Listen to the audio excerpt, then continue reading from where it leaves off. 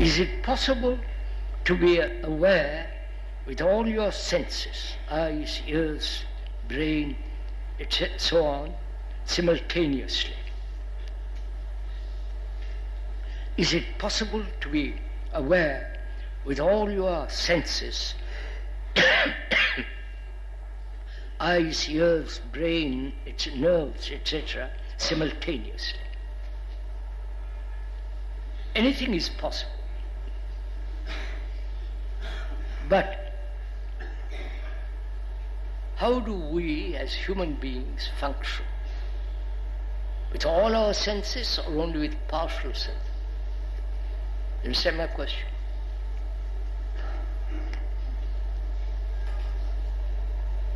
Senses are very important, aren't they? Otherwise you couldn't live.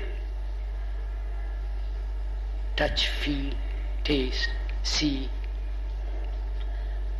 watch, and so on, so on. Here is the whole, all the senses fully awakened. But our senses are not.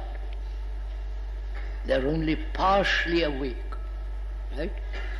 Because it has been one of the doctrines of religions all over the world to control your senses, right?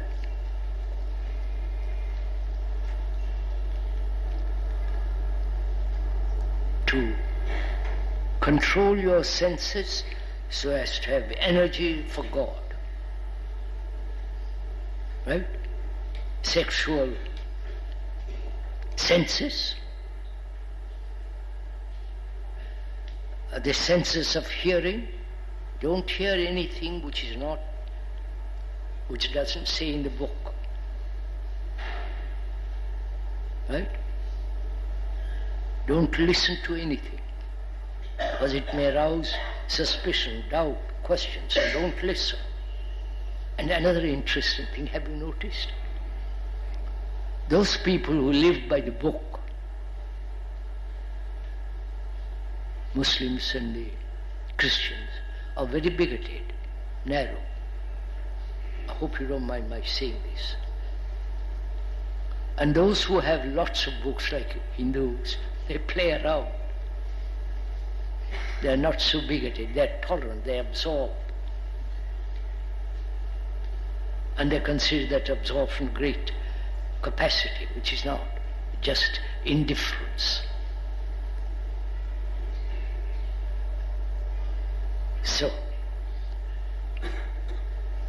is it possible to be aware simultaneously, all the senses in full aware? Have you noticed a sunset with all your senses? Have you noticed the movement of the sea, the blue light and the movement of the wave with all your senses? You haven't. Have you watched your wife with all your senses? No.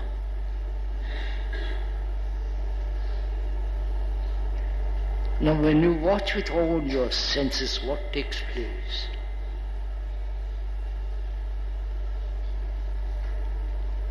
You can't answer that question because you have never done it. So we must not say what happens when all the senses are awake, functioning fully, but why is it that we're always partially responding, except perhaps sexually, partially responding? Why? You understand? Partial responses of the senses. Why? Is it that we have given importance to one or two senses? Right? I'm asking you. Or we haven't even thought about all this.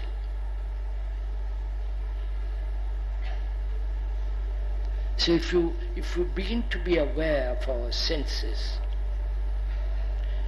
not choosing one sense better than the other sense, but aware without choice the whole movement of senses, not one part of it, but to watch our reaction to every sense,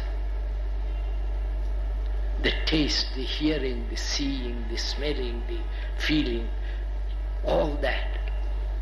We live by that. We live by sensation. Right? And thought takes over the sensations. Haven't you noticed it?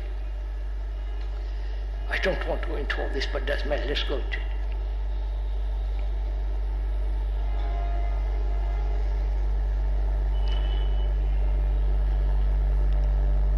You see something beautiful in the shop, a nice shirt or a nice sari or whatever you see in the shop, beautiful. There is a perception, seeing, going inside the shop, touching it, which is sensation, right? Seeing, contact, sensation. Then thought comes along, says, how nice to have that shirt on me, it looks nice. Right?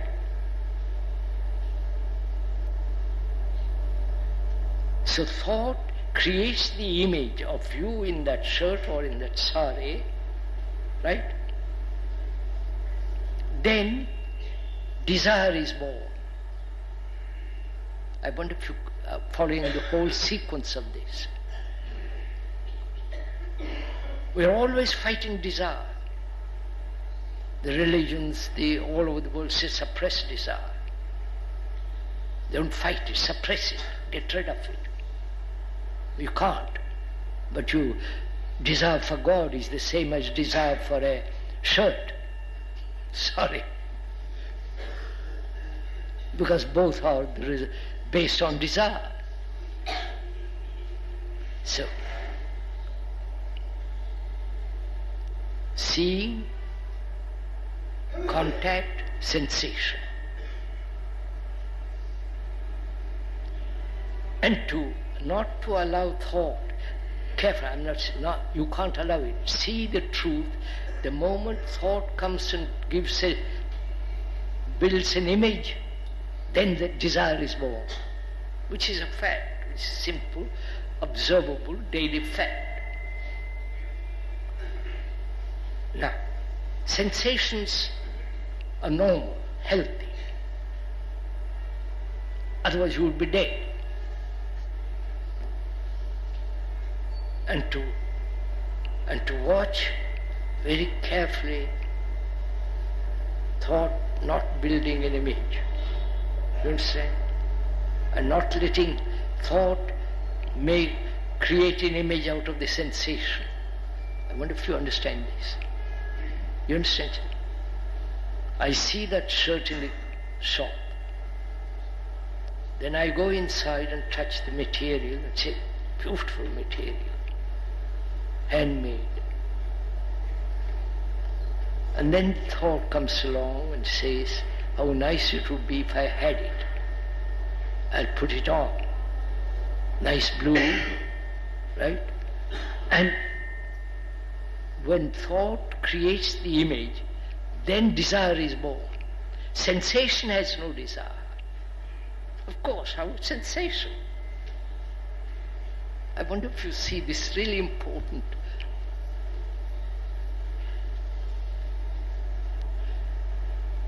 Then to be aware, thought coming and making a shape out of sensation, giving it an image.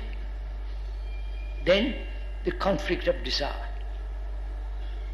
Now is there an observation which requires great, clear, correct, without any distortion, without any compulsion, to see thought Keep quiet. You follow? Not allow thought immediately to react, so that there is a gap. You understand? That requires tremendous. You follow? Do it and see what happens. May I ask a question, sir? Yes, sir. The question is further to what you have said, that why every sensation, the response of brain is always in terms of a thought. Why every sensation or every reaction of the brain is always in terms of a thought.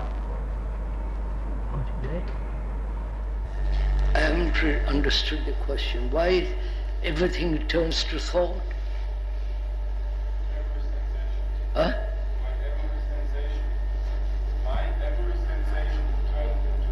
I know, that's what we are saying, every sensation. Why does thought, why is thought interfering with every sensation, right?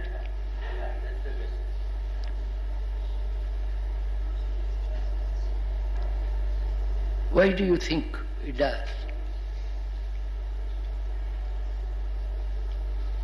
You answer that question. Don't ask me, I'll tell you later. Don't ask me any question, find out.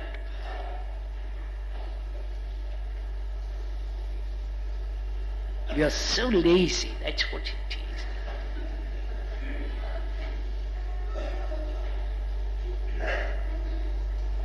We live by thought, right?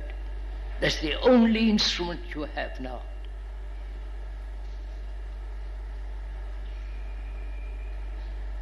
And thought has created the most amazing things in the world. Thought has brought about tremendous chaos in the world, which is war, separated nations, separated economy. Thought has created religions and separated the religions. Right? So thought has done immense harm in one direction and great good in the other direction, like having sanitary communication, good, marvelous surgery. Have you seen the they've invented an artificial heart and being implanted and so on. They're doing incredible things. So thought is the way of our life. And that thought is very limited, therefore it's creating chaos in the world. We never ask, is there another instrument? Is there another perception which is not thought? Right, sir? Now that requires a great deal of going into. Not just verbally, but doing it. There is that instrument which is insight, in which there is no memory, no time, no future.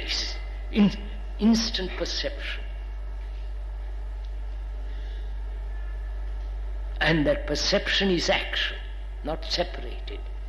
I won't go into it now because that takes too long. Huh? Sir, I've got a question here. Have you to make any effort to come out of this world of thought? Or Come on. can we come out of this world of thought by any effort? Can we come out of the world of thought with an effort? What? World of thought with any effort. Can we come out of the world of thought? Can you? Can we come out of the world of thought with an effort? No. Can you come out of the world of thought with effort? Can you come out of the world of thought with effort? Right? Who is the maker of the effort? Is not the maker of the effort. Thought also says, if I get out of this, I'll have better reward. You see, we may put these questions without thinking it out for ourselves. And the speaker is not going to help you. He doesn't want to help you. But we can talk over together. We can have a dialogue together, so that both of us see the same thing clearly.